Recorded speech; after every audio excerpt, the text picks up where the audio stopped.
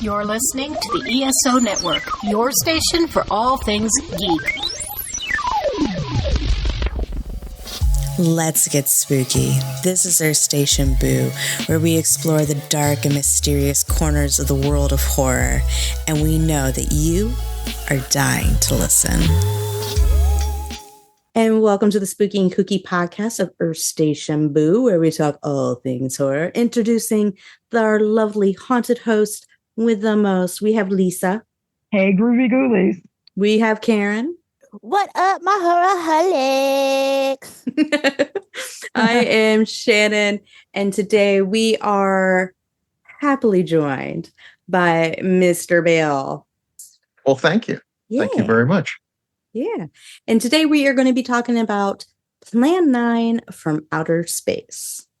So let's get spooky.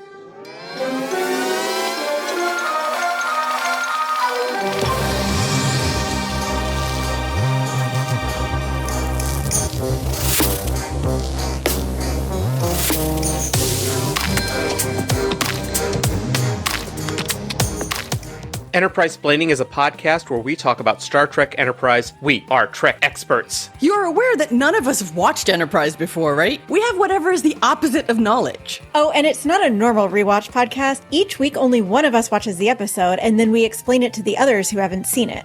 That means you don't actually have to watch the episodes we're talking about because we'll explain it all for you. Oh yeah, we would never actually make anyone watch Enterprise. Enterprise Splaining, the podcast where we explain Star Trek Enterprise to each other and to you.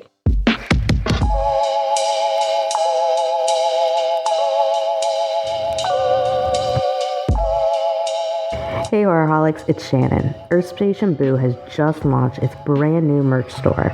It's time to get your hands on some killer gear. From our fun logo shirts, cozy hoodies, Let's Get Spooky stickers, and Horrorholics Anonymous totes, there's something for every one of our lovely little ghouls.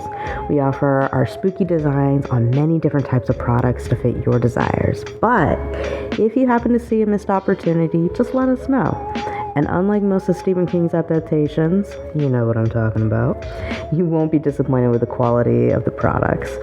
Head over to our link tree in our bio, grab your merch, show off your favorite horror podcast, and most of all, let's get spooky.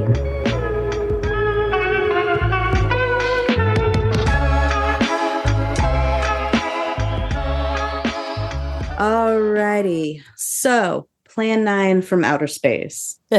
This film, its official release was July 22nd of 1959. However, it did get released in 1957 on a limited release.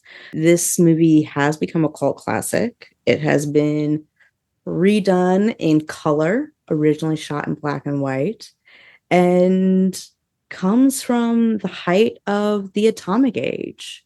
So let's just go ahead and dive in. Let's do our initial thoughts when we saw the film. What did we think? And then we'll get into the nitty-gritty of it all. Bill, you get to start. Oh, thank you so much. Well, 1983, I think it was. I'm in college in Washington University in St. Louis, and I had heard of Plan 9 from Outer Space, but I had never seen it. I read the Golden Turkey Awards where it was awarded the worst film of all time. It seemed fascinating. I had seen stills of Tor Johnson and Vampira. And lo and behold, it's going to be shown on some station at 2 a.m. I told all my friends about it. A lot of my friends were theater people. And I guess they stayed up and watched it because it's about all we talked about for the next week. We were quoting lines from it. It's so seldom that something lives up to its reputation. Although it was not the reputation of being the worst film of all time, because it most certainly was not the worst film of all time, or even the worst film I probably saw that week. It was bad, but bad in an incredibly entertaining way. Yeah. And once you watch it, you start thinking, I got to watch everything Ed Wood ever made. He just wasn't really good at making movies, but that's okay. I unreservedly love this film. It's not a guilty pleasure. I'm not being snarky or ironic or postmodern or anything else. It has a lot of joy in it. And I think it's also a little bit ahead of its time in some ways. It's incompetent, but that doesn't mean it's bad.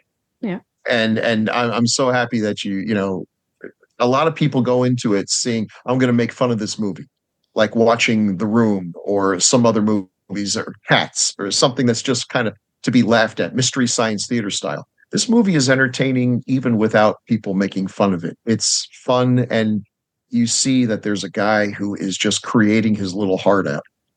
Mm-hmm. And that's to be celebrated, I think. Yeah. Lisa, how about you? Well, the first time I ever saw this, I was like 18, and my dad and I used to go to art theaters all the time. I love it, actually. I mean, I don't have to watch Mystery Science Theater to enjoy it. I like it. It's just fun to watch, and every time I see it, I see more details. Of course, me being the effects person, I look at everything. But I really liked it. It's not boring, and it's got a good pace, and it's just a fun little movie. Yeah. Karen, how about you? Alrighty then. So this is my first time watching this movie, and I watched it in color. Okay, because I couldn't find the original black and white, so I watched it in color. I have to say, I was thoroughly entertained by this movie. I was like, this is better than The Creeping Terror. How is this rated the worst movie? I mean, yes. you can see, I know, right? they were whoever, the director was creating his little heart out, making this like the best film his heart could ever make, but it fell short. It was weird, but it fell short. But I enjoyed it. I was like, if they had an editor to edit the dialogue, been perfect. Mm-hmm. But they kept repeating themselves, and I'm like, didn't you just say that last time? Mm-hmm. Like, that's true. Yep. Like, then they talk about like a machine that translates stuff. I'm like, you mean a translator? Is that what you're trying to say? A translator? A machine that no, just a translator. Let's go with that. I thoroughly enjoyed the movie. I would probably watch it again over The Creeping Terror. Oh yeah. Yes. Oh yeah. Oh, yeah. Definitely. 100%. This film, it has so many little fun facts about it. And we don't have time to go into all the fun facts about this film. But there is a reason it's a cult classic. It hits all the things that you needed to hit. Is it a Oscar winning, this should win all the awards film? Hell no. Hell no. However, it is a good movie. It is enjoyable. Even with all of the repeating things, you can joke about it. You can have your own version of Mystery Science Theater per se, in your living room. Although the reason they never actually put it on there is because there's too much dialogue in the film. So they would talk over too much of it. So that is why this film is not a Mystery Science Theater film. Makes sense. But it just, if you've ever seen the movie, the 1994 movie Ed Wood, it kind of talks about the how they made this film and what led to Ed Wood making this film. And a lot of what they showed in that movie actually did happen. Like this movie, this $60,000 budget film was actually funded by the Baptist Church of LA. This entire film was funded by the Baptist Church in LA, and the entire cast got baptized before filming started. Okay.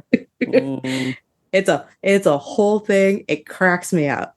But there's just it's such a good film, and you had people say, "Hey, this is all I want to do." Like Vampira, she's like, "Look, I don't want any speaking roles. I want to be mute. I want to do the least amount of work possible." And they're like, "Okay, we can. Fine. If you'll be in this, that's right. It's done. Yep, it's done. That's fine." And Homegirl was like, "Check. I'll come as character." So she hopped on the bus, full getup, came, recorded, hopped on the bus, headed back home. And it's once you learn all the fun details about the film, it makes the film even more fun than it already is to watch. It's almost the only evidence we have of Vampira, because they destroyed all of her TV show. All those things were lost. So we only have little bits and pieces. She's such an iconic thing. She's hardly in the movie, but you can't take your eyes off her. Oh Yeah, no. when she's in, I'm like, that was his wife? That was his wife? That makes sense. Sure. I'm like, all right, check it, girl. Get it. But this was a great film, and it was very fun to watch. I actually ended up watching this one with my dad also, and he was like, oh, this is kind of funny. So he's like, wait, but this is a horror movie? And I'm like, yeah, technically. And he goes, I like this one. He goes, I can get behind these ones. Yeah. And I was like, all right, cool. Good to know. Atomic age horror movies, Dad is cool with. As we've already mentioned, the TV Guide and the critic Michael Medivh said that this was the worst horror film ever made, and or the worst film ever made. And so some of y'all know that we did do The Creeping Terror. Oh my God, have mercy on your soul. But we watched The Creeping Terror, thanks to Mike Faber. We on this podcast have decided that it is the worst horror film ever made. Yes. Yes. Yes. 100%. And Pretty we bad. are flabbergasted that the TV Guide and this Michael dude said, no. Plan 9 from Outer Space is worse. So, obviously, we don't agree. Let's go into details on why we don't agree. Because this is like a huge thing. Like, this movie is known as being the worst. So, Karen, All right. Okay. So So I made my sister-in-law watch The Creeping Terror with me, and she drank a whole bottle of wine just to get through the movie. We didn't even watch the Mystery 3000 version. We watched it straight. Okay. I couldn't watch it straight. I couldn't. I had to do the Mystery Science. No. I enjoyed this movie because, number one, the editing was better. Oh, yeah. The dubbing was better. The set could have been better, but it's fine. He's doing his thing. But they had passion for it, and I love that they had passion for this movie. The Creeping Terror was just haphazardly put together because they needed to make their money back. So yes, I would gladly watch Plan 9 from Outer Space. You could strap me to a chair right now and I'll watch it.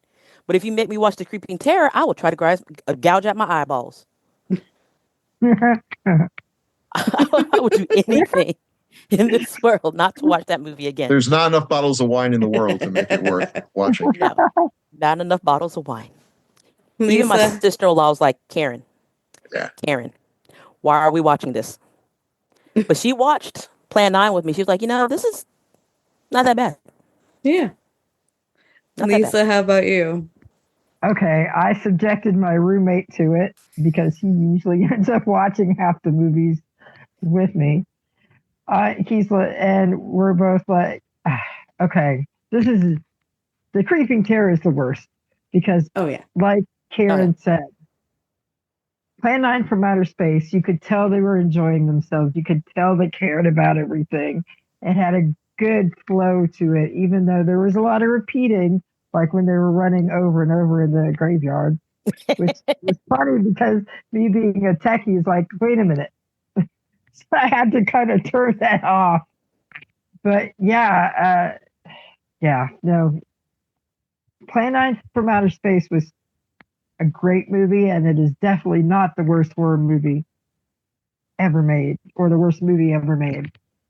Creeping Terror is, and I didn't want to see him making out with the director making out with his girlfriend in a giant rug, and pay your artists so you'll actually have something other than a rug.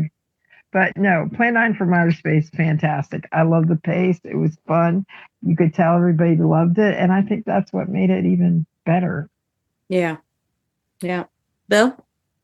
The Creeping Terror is so rich. Okay. Plan 9 from Outer Space is a movie that was made by someone who had an idea and a story. It was way beyond his ability, but by God, he was going to make it. He had passion for it. And at every step of the way, he loved what he was doing. The Creeping Terror looks like a bunch of guys who were given a budget for a movie, blew it on cocaine and hookers, and then realized that if they did not deliver a movie, the mob was going to break their legs. So they went out one weekend, got a rug, and slapped together just a wretched piece of film. It's hard to watch. Yeah, it's hard to watch. You're almost right. So make sure you listen. You make sure you listen to the Creeping Terror episode. I got to listen to that episode. We go into full detail on like how the film was made, how this mess got made. It's terrible. But the thing is, when people say Plan 9 is the worst movie ever made, what they probably mean is it's the worst movie that they sat through and enjoyed. Because there's a lot of movies that at some point, like the Creeping Terror, unless you're really into horror and you got to do it, you just turn it off. Plan 9 is compelling. You watch it, you don't turn it off. You want to see where it's going. It's a train wreck, but train wrecks are kind of entertaining. I mean, who wouldn't go see a good train wreck, right? And so, yeah, it's bad in a lot of ways, but you have to give credit. It is entertaining. And any movie that entertains you cannot truly be called bad. Yeah. The worst thing is not to be incompetent. The worst thing is to be boring. And I was not bored once with Plan 9. I'm just waiting for one delicious bad line of dialogue after another. It doesn't sound like anything else out there. You're right, Karen, that it could have used an editor, but really it needed a writer. Yeah, that too. Yeah. Creeping Terror is obviously the worst. Oh, it's the worst. It's the worst. And I think anybody who says Plan 9 is the worst horror film ever made truly does not understand movies and does not understand what it takes to make a film. Even if you think this is a horrible film, you have to give them at least one skull for effort, like they tried, and you can tell that they did have fun filming. Like all of the characters were like, they were trying very, very, very, very hard to make this film.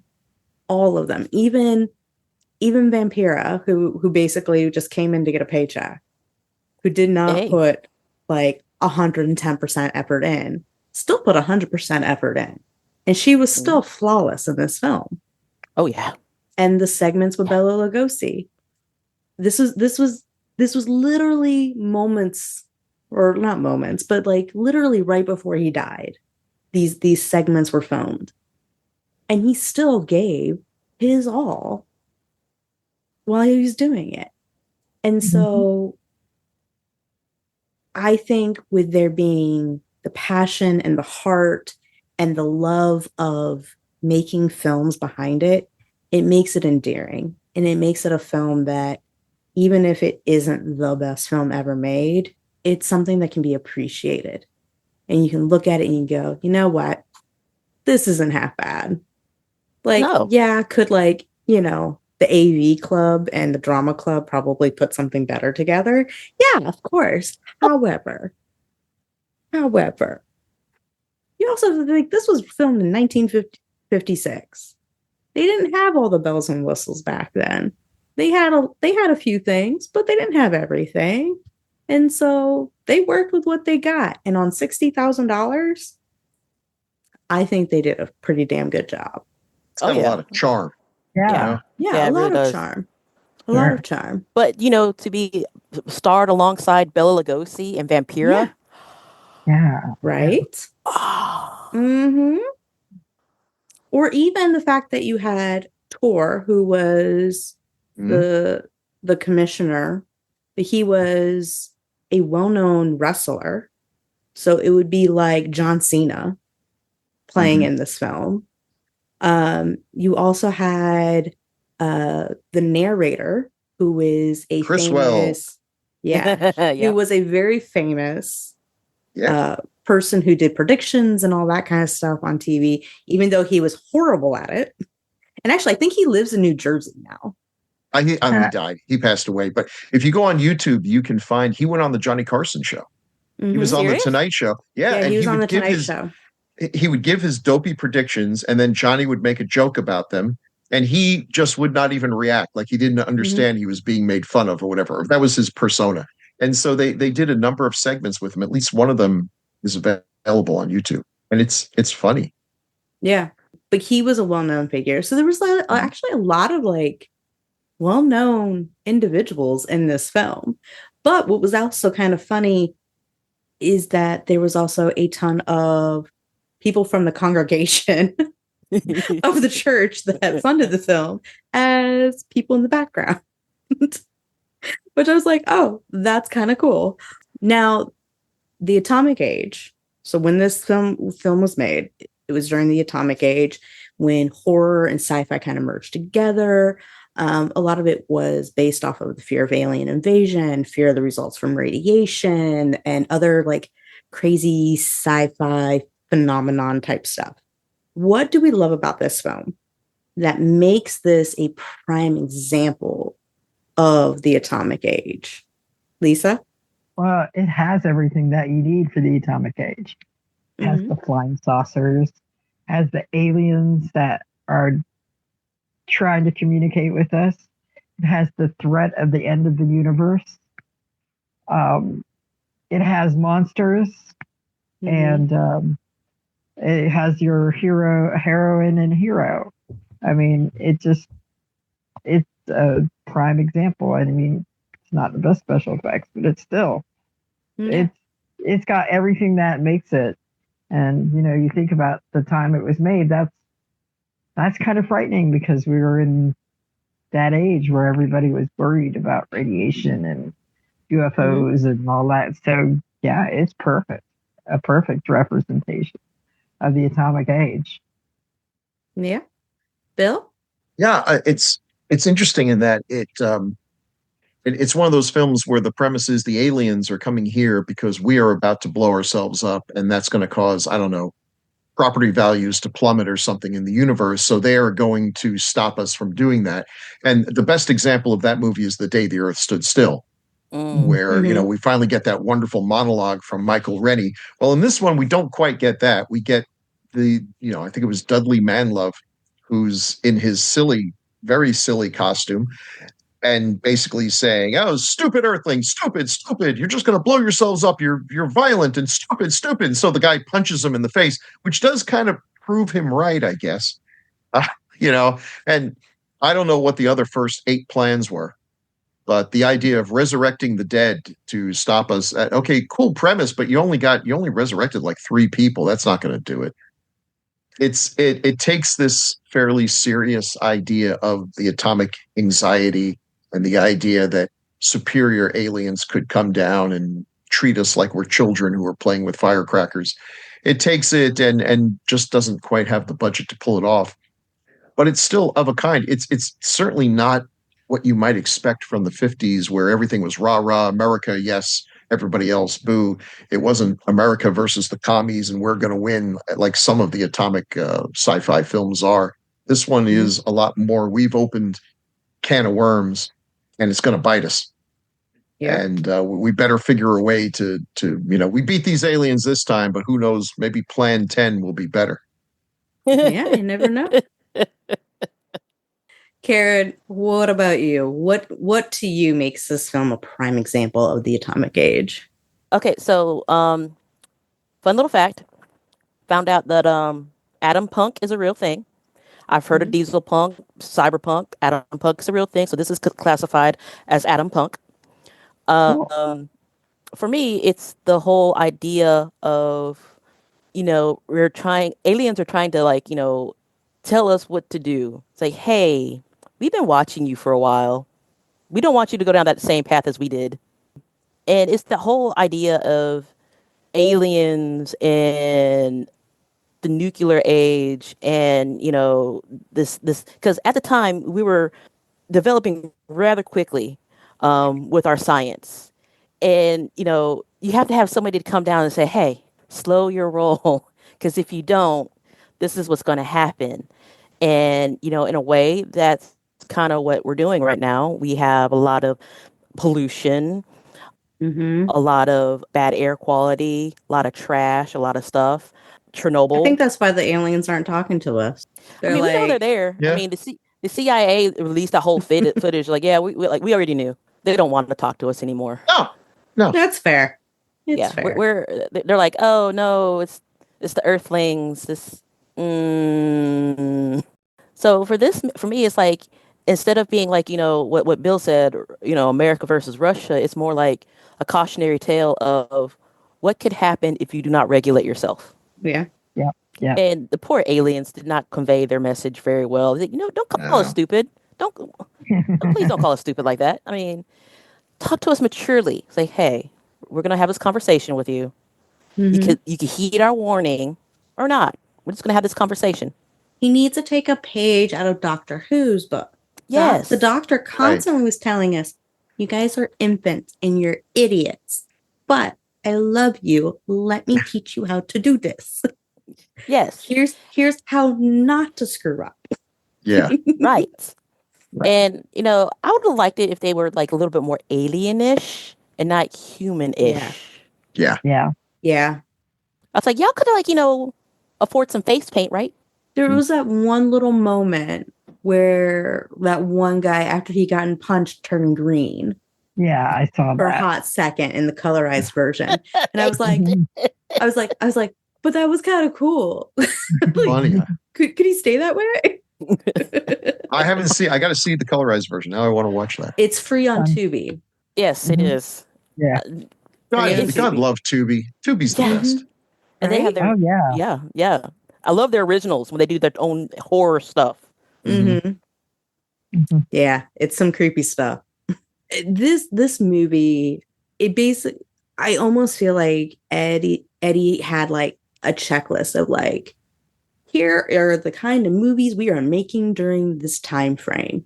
Aliens, check. End of the world, check. Flying saucers, check. Ghouls or some type of monster, check. Some type of radiation thing happening, check. Okay. We got Bela Lugosi. Check. Like, big check. Homeboy just was like, what all needs to happen? Here's my little check thing. Check. And was just checking as he was writing that script. Because literally, it hits every point of a movie that comes from the atomic age is supposed to kind of have. And that is like a known like atomic age film. It even has the cult following, which I think is great. Because if you think of like other atomic age films, you have, all the Godzilla films. Like that's where they started from. And guess what? Minus it being a giant lizard from the ocean, it's kind of on the same page. Yeah. Oh, yeah. Like, it'd be hilarious. Oh no, this is another part, not Plan 9. It's Godzilla. It's Godzilla. Okay, yeah. But like, it works. And it's kooky, it's gimmicky. There's a lot of hokey things to it, which makes it kind of fun and gives it that comedic balance for the scares, like Dracula coming into her bedroom because you don't know how to lock a damn door. But hey, this is like the 50s, okay? Yeah. All right? Yeah. Her husband told her to lock the goddamn door. Well, I mean, didn't listen. She did not let the door. Crap was going down. There were aliens running around. You locked your door. I mean, still, it's like the 50s and 60s. Especially since they live near a cemetery. Right? Yeah. Like, honestly, she needed that gentleman who's like, hide your wives, hide your children. Yeah. Hide your wives, hide the kids, hide your wives, and hide your husband. Lock your doors. But no, this was a very fun, perfect film for it. Like, if somebody's like, what's the atomic age? Plan 9 from outer space. Here you go. Prime example. It's perfect for it. Now, as we've said, this was filmed in 1956. So obviously special effects were limited. This is also a $60,000 budget film. Money was tight. And again, you also had a church funding it. So there were some things that were like, could you not? So when it comes to the special effects, how do we feel about it all? Lisa, you're our guru, so we'll start with you. Okay. I have to say, considering the budget they had and the limited, I actually I mean, the graveyard was made out of cardboard, obviously, but I love the makeup on the police chief, the bigger guy. Yeah, Tor. Yeah, Tor. That was beautiful makeup. You could tell they took some time on that for it being such a low budget. And, I really actually, for what it was, the makeup and the special effects were pretty decent. I looked as hard as I could. I did not see the strings on the UFOs. Oh, there you go. And I have a 4K TV, and I did not see them. Wow, and I did. Like, yeah. Well, I don't know. Maybe it was the colorized version was like better. Well, maybe but they fixed it. Maybe they fixed it for the colorized version. Yeah, I they think have. the colorized also was enhanced a little bit. So Yeah, but I actually liked it. Now the colorization, the pilot guy, he was yellow. He looked kind of like a Ken doll. Mm-hmm. And I was like, oh, he looks plastic, but his wife looks good. Yeah. And then I forget the era and when she's lying down after she tripped and fell how many times and fainted. The bras, the pointy bras, and I'm like, oh God, yeah. forgot about that, which made me giggle. But no, as far as the special effects, I think they did pretty good for their budget. I'm not disappointed at all, actually. Yeah. Karen? So I did see the strings because I was like, is that strings? Oh, that are strings. Okay. I like how they build their cemetery, because some places where they had to build in a studio and other places they, did outside. So that was really outside enjoyable shots for me. most of them were done at Tor's house. And then Bela Lugosi. Wow. Yeah, and Bela Lugosi's shots were all done around Tor's house. And like down the road, things like that. So like some of it was just based on like where they were able to shoot. So that would explain some of the inconsistencies of nighttime and daytime. Yes. Mm-hmm. Makes sense. But I actually really enjoyed the little set that they, created. The alien set could be done a little bit better. That was like a lot of space for them to fight. I was like, wow, that's a lot of space. I mean, it's a flying saucer. It's bigger on the inside. Yeah, there you go. But you need some more like, doodads and witty. You think with the advanced technology that they had, advanced people, they'll have a little bit more technology in there, not just a knob. A radio, yeah. Or a radio. Or a TV. I had the little Tesla thing going. Yeah. Yeah. Yeah. But that was it. I was like, y'all could have spent a little bit more on your technology budget for the aliens. No? Okay. That's fine. But I did like, Tor's makeup. I mean, I didn't know when colored contacts was invented because I was sitting there watching it. I was like, is those colored contacts? Yeah. For the 50s? And he wore the contacts to the premiere. Cool. And they hurt his eyes. He couldn't see in them. Yeah. Oh, they were awful back then. Yeah. Mm-hmm. Now you're like, oh, I can see. Yeah. Pretty, And yeah. No, and his face actually, like with him coming out and being like the ghoul or whatever, was actually like the top selling Halloween mask for I can see that. an extremely long time. I think the Michael Myers mask one-upped it. Right. And then obviously the Scream Ghostface mask. Yeah, went up that one. That one, but yeah, I enjoyed Tor's makeup, and I was like, okay, you're a ghoul. Are you a vampire ghoul? Are you a ghoul? Are you a zombie ghoul? What's going on? Because he's like had that whole face of yeah. But at least his monster had more personality to me. Mm-hmm. And he was acting the hell out of that. I was like, yeah, he was. Yeah. For a low budget film, great. You're having fun. I love it. Yeah. I want to be beside you there, sir. But 3 zombies is not going to cut it. Yeah, no, 3 zombies is not going to cut it. Bill, how about you? I mean, the special effects are pretty poor. Even if you can't see the strings, it's obvious that these flying saucer models are on a string. They're moving like they're just dangling. The sets are bad, but again, they're charming. Now, the set that cracks me up the most is the airplane set, which is just curtains. They're just sitting in front of curtains. Okay. But the graveyard has a lot of charm. And I have to say one thing, the cinematography is really good, except for the shots of Bela Lugosi, which were not done for the film. They were done earlier and were really just home movies. Tor coming out of his grave like a backlit hippopotamus, just coming out, that's actually pretty effective. It's kind of scary.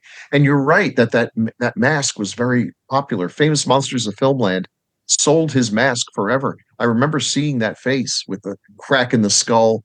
It was very successful, even people who didn't know where it came from. And I actually found some footage when I was researching about Ed Wood, where Don Post, the makeup artist who created all those rubber masks that you could buy in the back of magazines, would bring Tor on tour. And they went to various places, and you could sit there and watch as he made him up as a monster. And then they sold the mask. It was a brilliant move, really. So, yeah, that stuff's good. It's as good as it needed to be.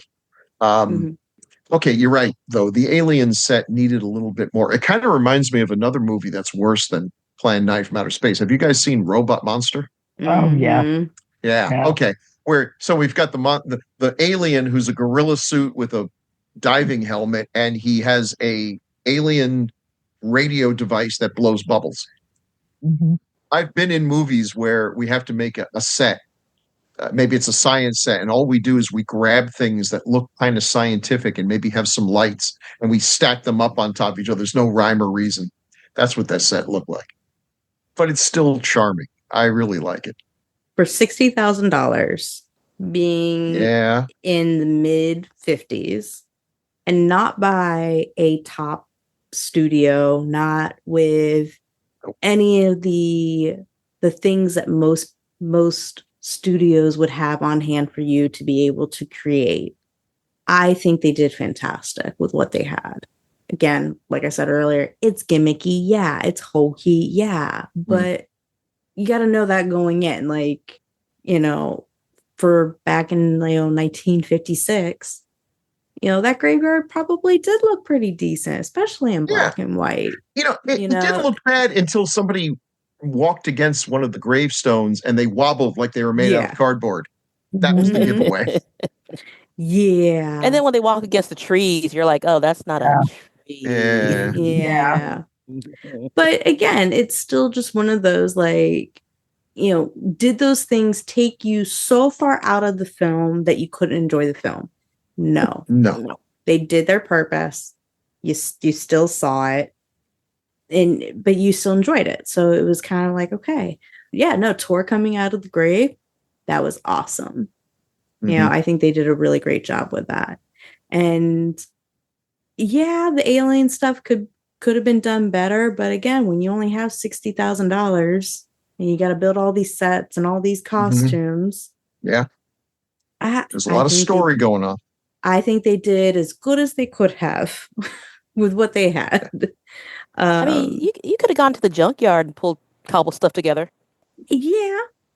But, they were also making this on a time crunch, too. So, it's one of those, like, with time, limited resources, limited budget. I think they had enough in there to make you know that there was technology. $60,000 is pretty impressive, actually, that he was able to raise that much money. Well, it was all from the church. Because the church wanted to actually do a film about the 12 apostles. And then because Ed was like, oh, you guys have $60K that you want to invest into making that movie. We here, come make this movie. This is going to be like a top film. Sure. It's going to make bank. And the money we make off of that, you can use. Oh, very smart. So you have more money for your film. And the Creeping Terror budget was $1,500. And it had to make money. I mean, that's what I just looked it up. That's what it says. Yeah. Yeah, it was $1,500. It looked like they spent half that much. So this is Bela Lugosi's final credited film. And it was because he was good friends with Ed Wood, who did end up just doing some like stock footage. Like, hey, Bela, just do whatever you want. I'm just going to film you.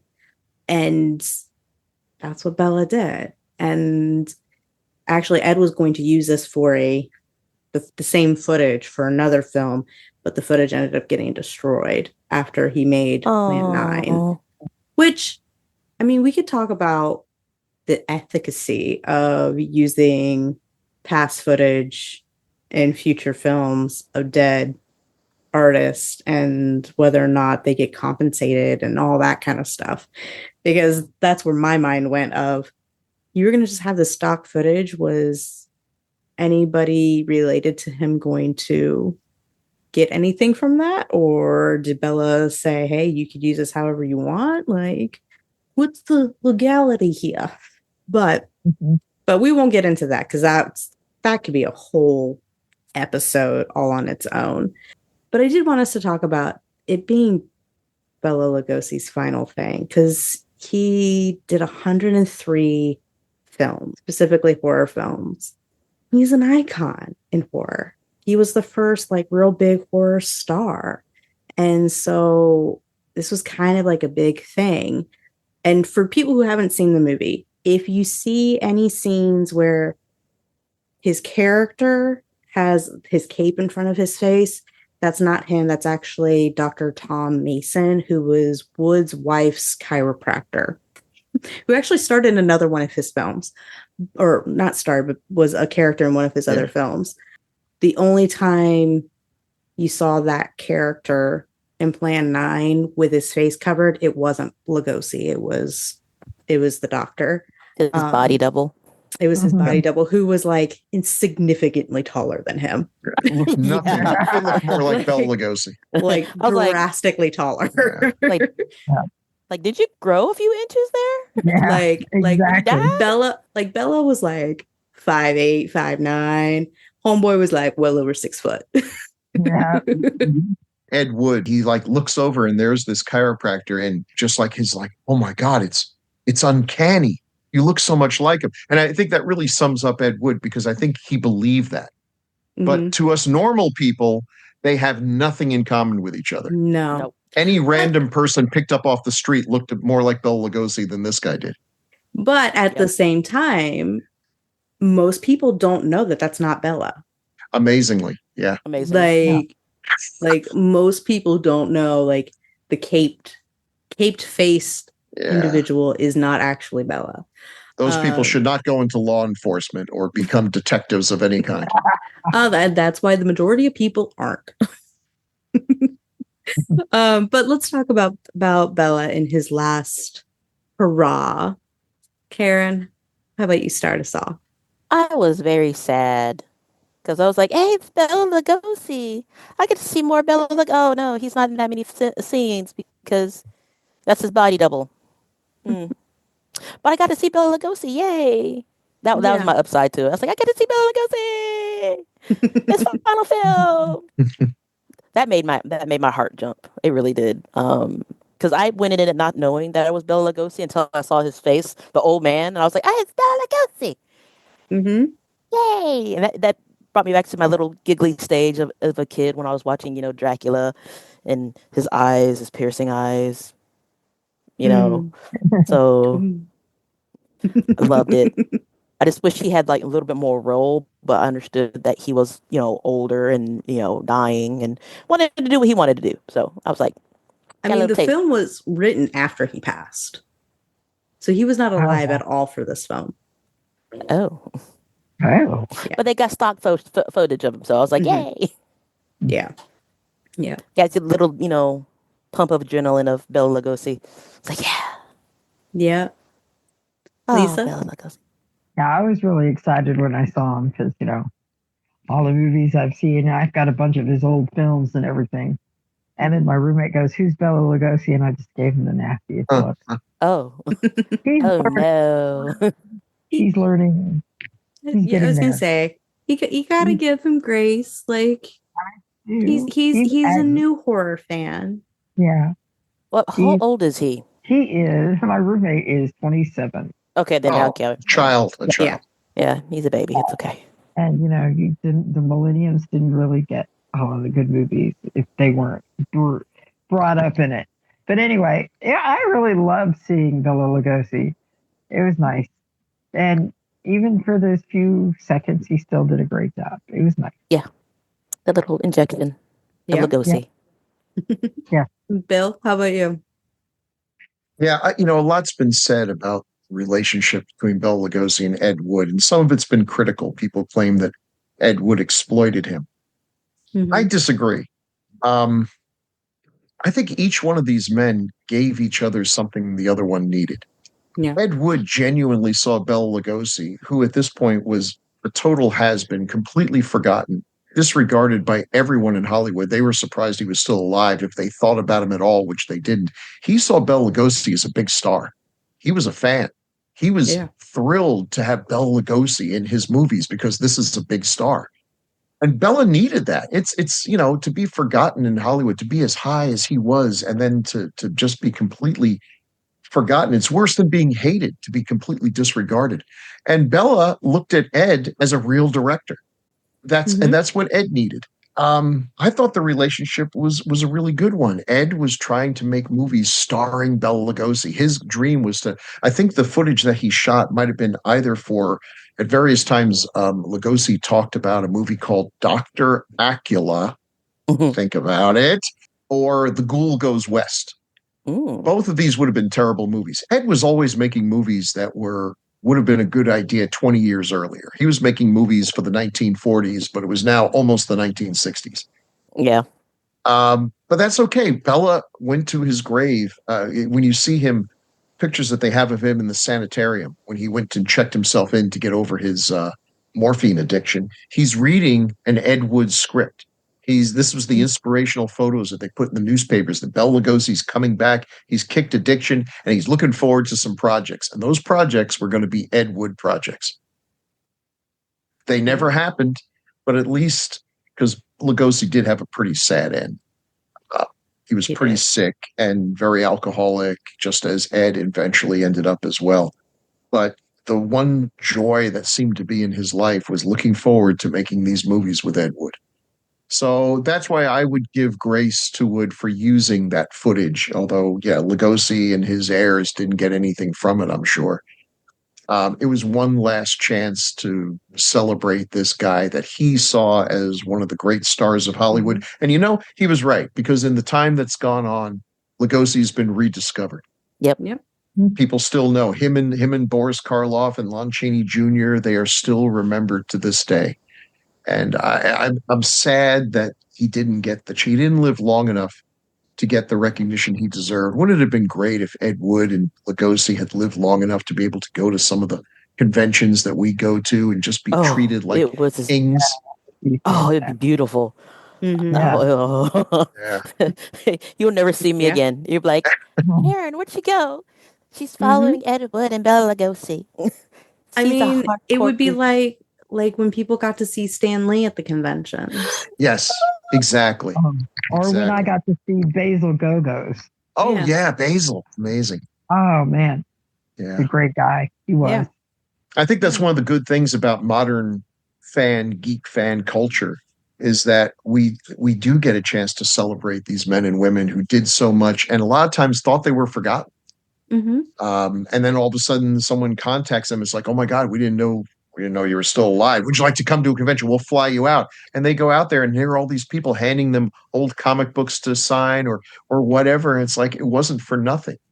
It was, people remember. And they don't look the same. They've gotten older. We've all gotten older, but to just say thank you for what you did. And thanks for all that stuff there. I'm so happy that I got to shake the hand of the man who played Godzilla. There you go. Yeah, that's pretty awesome. Yeah. And I think for me, what I loved most about this being Bella's last film was that what got shot was what he wanted shot. Him coming out into the woods, arms raised, and then him just being Bella. And I love that Wood made those pieces of footage work for the film. I think that was great that he could kind of write the script around that.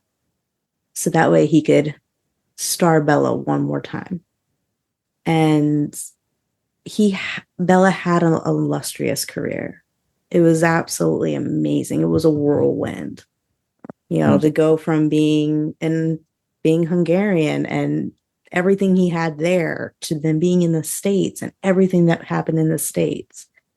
He had a life, and he got his last piece of film.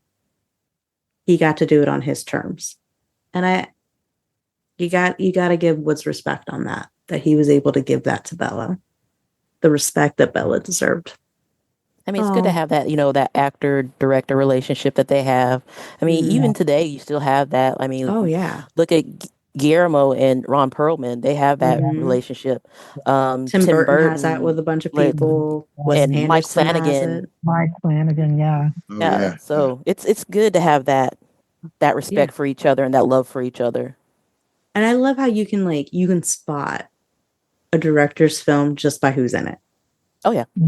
Yeah. Like instantly you're like, oh, that has to be, a Wes Anderson film, not just from the cinematography that is very unique, but it's got one of the Wilson brothers in it.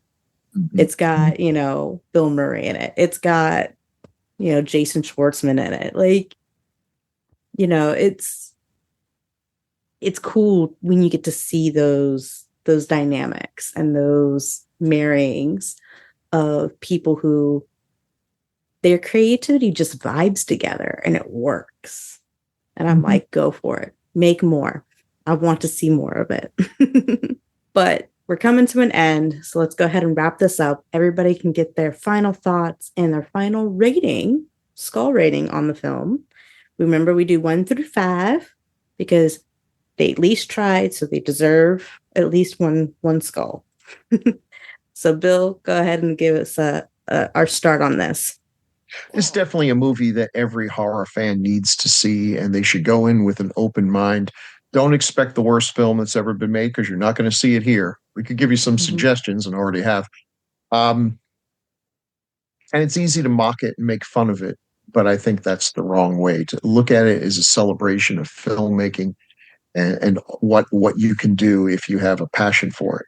So I got to give it. Now, I mean, it'd be easy for me to say 5 stars is the best ever. And that would be wrong because it has it's missing so many good things like good acting, good writing, good directing. But for the entertainment value alone and the fact that it is a film that is exactly what its creator wanted. I mean, in his mind, those flying saucers were top of the art special effects. Everything in it was perfect. I'm going to give it 3 stars. It's a good film. It's a good bad film or a bad good film. I don't know. It's unique. And that's another thing. There is only one Plan 9 from outer space. There's a lot of movies that people have said it's the new Plan 9, and it isn't. It's hard to do. It's like saying we're going to do the next Rocky Horror. If you try to do the next Rocky Horror, I guarantee your movie's not going to be anything like Rocky Horror. And people have tried to do Plan 9. We're going to make a deliberately stupid movie that's going to be entertaining, and they usually end up with a stupid movie that's not all that entertaining. Something like this can't be done intentionally. It has to grow organically. And so this makes it a unique film. And for that alone, I'm going to give it 3.5 stars. Look at that. I just bumped up a half a skull. 3.5 skulls. That's what I say. Nice. Lisa, how about you? I have to give it like 4 skulls because I just love it. I mean, for the time and the heart that everybody had, the narration was like, oh my God. But yeah, I give it 4 stars, and I would definitely suggest anybody who wants to see something Atomic Age to start off with this one, just because it's fun. It's fun, and you could tell everybody enjoyed making this film, and that's what makes it so great. Yeah. Karen, how about you? I give it a 3. I enjoyed it. My 2 favorite characters had to be the Gravediggers because they're like, did you hear that sound? Yeah. Especially when there's supposed to be a sound heard in the graveyard. Now it's gone. Let's leave too. Those were my 2 favorite characters. I love those guys. But yeah, I enjoyed the movie enough to watch it again. Um, I prefer to watch that again over The Creeping Terror. But I found it hilarious that the alien name was Eros, and I was like, "Isn't that the Greek god of love and sex?" You gotta be love, yeah. I was like, "Okay, all right, alien, what are you trying to tell us? That we should love you and love everybody? Okay." They come But in yeah. love and peace. Really? Why are you resurrecting our dead? Why? Well, we understand we're weren't not- being quite peaceful. No, they weren't being quite peaceful. But yeah, I enjoyed the movie. It was, it is what it is. You have to enjoy. Don't go in there like a whole complete mindset like this is going to be a bad movie or this is going to be the best movie. Just go in there to enjoy it. See it, enjoy it, and take it as it is. So I give it a 3. Okay. I'm gonna give it a 4.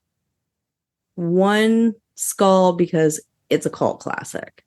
And that alone, puts it, gives it a skull. They did put a lot of love and effort into this, even with it being, just a short or, a small budget. Like the heart was there, and the heart was there from most everybody. Then you have, it being a prime example for the atomic age. And then Bela Lugosi, he alone deserves 1 skull. So, I have to give it a 4.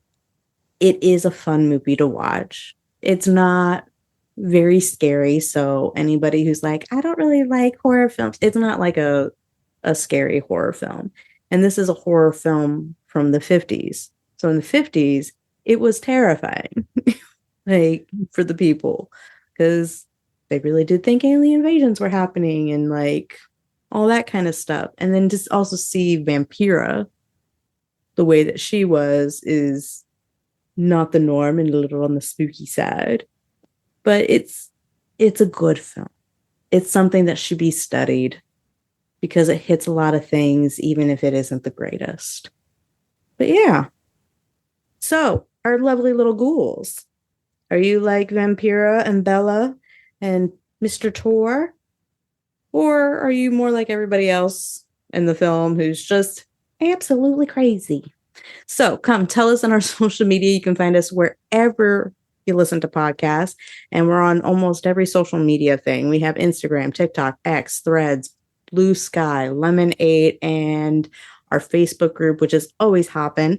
So come hang out with us. We'd love to talk with y'all. Again, you can subscribe and rate us wherever you listen to podcasts, such as Apple, Google, Spotify, and YouTube. And we do check out the comments. So please come check us out.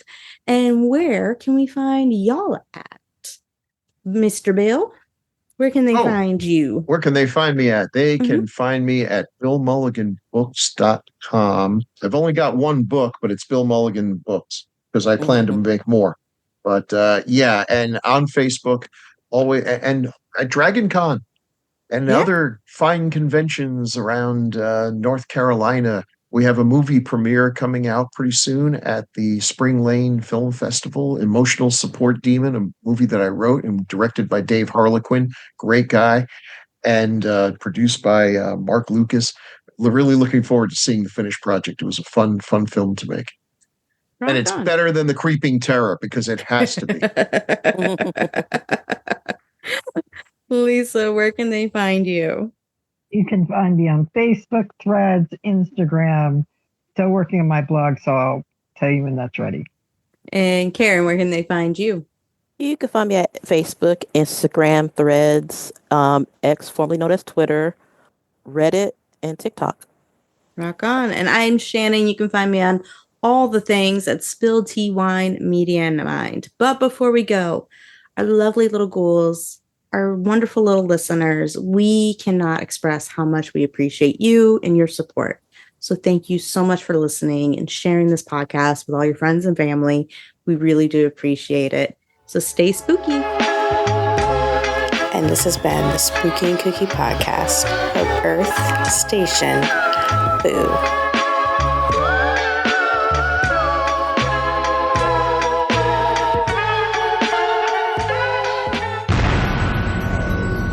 This has been a broadcast of the ESO Network.